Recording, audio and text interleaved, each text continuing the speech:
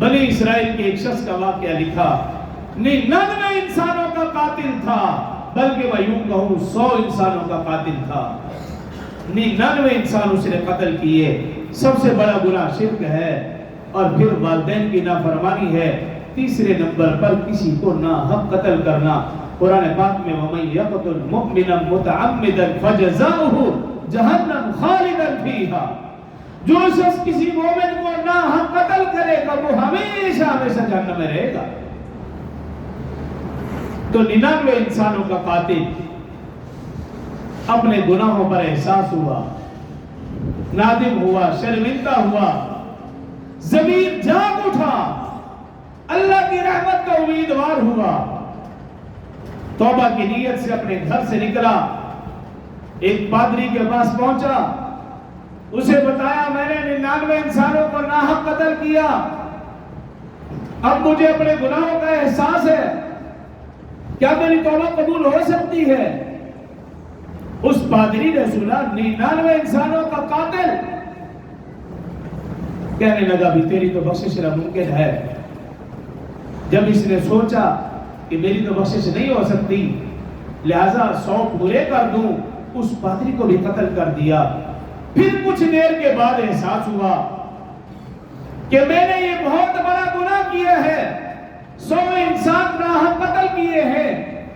پھر معافی کی طلب میں اپنے گھر سے نکلتا ہے، اور روایتوں میں لکھا، مستند کتابوں کے اندر یہ واقعہ درج ہے، اللہ کی رحمت کا امیدوار ہو کر اپنے گھر سے نکلا، اپنے علاقے سے نکلا، اپنے محلے سے نکلا۔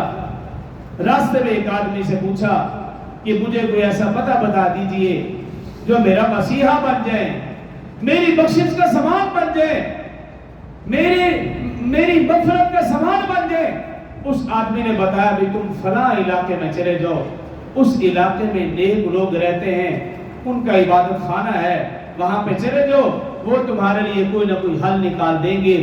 اب یہ 100 انسانوں کا قاتل ان نیک لوگوں کے علاقے کی طرف چل پڑتا ہے، خانقاہ کی طرف چل پڑتا ہے، ان کے عبادت خانے کی طرف چل پڑتا ہے۔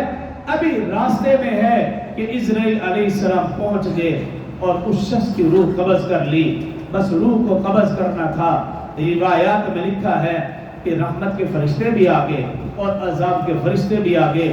رحمت والے فرشتے کہنے لگے اس شخص کو ہم لے کر جائیں گے، اور عذاب والے فرشتے کہنے لگے اس شخص کو ہم لے کر جائیں گے اس لیے کہ اس نے 100 انسانوں کا قتل کیا ہے۔ رحمت والے فرشتے کہنے لگے اس کو ہم لے کر جائیں گے کیونکہ یہ توبہ کی نیت سے اپنے گھر سے نکل چکا تھا، لہذا اس کو ہم لے کر جائیں گے۔ دونوں فرشتے آپس میں بحث و مباحثہ میں ہیں، فیصلہ نہ ہو سکا۔ اللہ رب العزت کی بارگاہ میں ملتجی ہوئے، اللہ کو تو یہ سارا معلوم ہے، اللہ پاک یہ سارا منظر دیکھ رہے ہیں، لیکن پھر بھی کہنے لگے تمہارے لیے فیصلہ یہ ہے کہ تم دونوں زمینوں کی پیمائش کر لو، اس کے علاقے کی زمین یہاں تک اس کی پیمائش کر لو، اور نیک لوگوں کی بستی اس کی بھی پیمائش کر لو، جس کے قریب ہو وہ والے فرشتے لے جائیں۔ اب زمین کی پیمائش شروع ہو گئی، اور منظر یہ تھا کہ ایک بالشت نیک لوگوں کی بستی والی زمین کم تھی۔ اللہ پاک کو تو معلوم ہے، جب یہ منظر دیکھا اللہ نے اس زمین کو حکم دے دیا کہ وہ زمین سکڑ جائے اور وہ زمین زیادہ قریب ہو جائے جو نیک لوگوں کی بستی والی ہے۔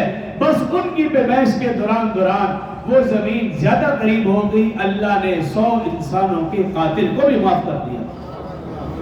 اور یہ بنی اسرائیل کا شخص ہے، میں اور آپ نبی آخر الزمان کے امتی ہیں، اور ہم میں سے کوئی بھی ایسا نہیں ہوگا جسے کسی انسان کو ناحق قتل کیا ہوگا۔ اگر گناہ ہوئے ہیں تو اپنی جگہ، لیکن اتنے بڑے گناہ نہ ہوئے ہوں گے۔ جب میں اور آپ اللہ کی بارگاہ میں جائیں گے تو اللہ ہمیں کیوں نہیں بخشے گا؟ شرط یہ ہے کہ اللہ کے دربار میں آئیں، آنسو بہائیں، ہاتھ اٹھائیں، رو کر دکھائیں، رونے والی شکل بنائیں، وہ اللہ میرا اور آپ کا منتظر ہے کہ وہ ہمیں بخش دے۔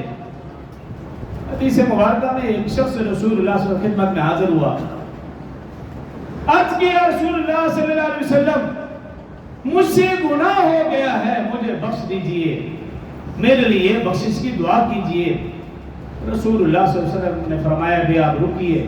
وہ شخص رک گیا یہاں تک کہ نماز کا وقت ہوا, اذان ہوئی اور نماز پڑھی. رسول اللہ صلی اللہ علیہ وسلم نے اس شخص کے نے جماعت کے ساتھ نماز پڑھی.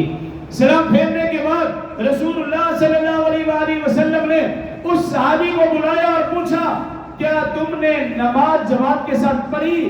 اس نے عرض کی یا رسول اللہ صلی اللہ علیہ وسلم ہاں میں نے پڑھی. فرمایا اللہ رب العزت نے تمہاری توبہ قبول فرما دی ہے. نماز با جماعت پڑھنے کی وجہ سے اللہ نے تمہارا گناہ بخش دیا ہے.